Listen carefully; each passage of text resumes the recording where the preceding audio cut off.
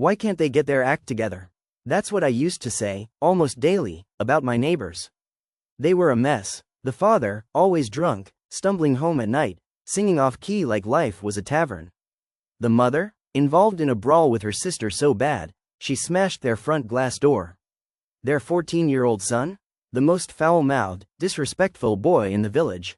He'd insult anyone who dared to correct him. And their dog? It loved messing up my pristine lawn.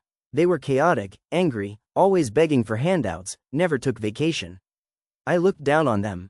I pitied them. Sometimes, I hated them, until one day, blue lights flashed outside, police, everywhere. I assumed, of course, they were here for the neighbors. I peeked through the blinds and whispered to myself, finally. But then, they knocked on my door.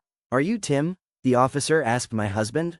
Before I could blink, they were inside, tearing through our study, pulling out drawers, flipping cushions, and then they found it, a black bag. Inside, a loaded firearm, used in multiple robberies and killings. I turned to my husband.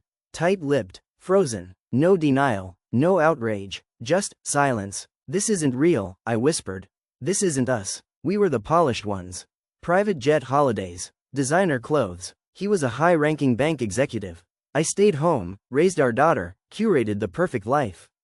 Court day came. My husband, once the neighborhood's pride, now stood charged as the mastermind behind a string of armed robberies. The media exploded. Cameras, reporters, headlines. My legs gave in. I collapsed on the court steps, gasping through tears. Everything I thought I knew, gone.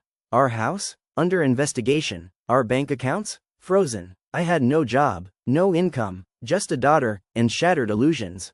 Weeks passed. The neighbors, the ones I used to judge, brought us hot meals. Their disrespectful son sat with my daughter during her lowest nights. Turns out, their chaos was pain they never hid. But ours wore a suit.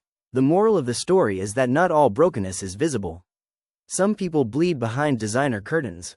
Don't assume you know someone's challenges based only on what's visible. And finally, kindness can bloom in unexpected places, and darkness can lurk behind polished facades. So now, I sweep my lawn. And when their dog visits, I smile, because sometimes, a little mess is far more honest than a perfect lie.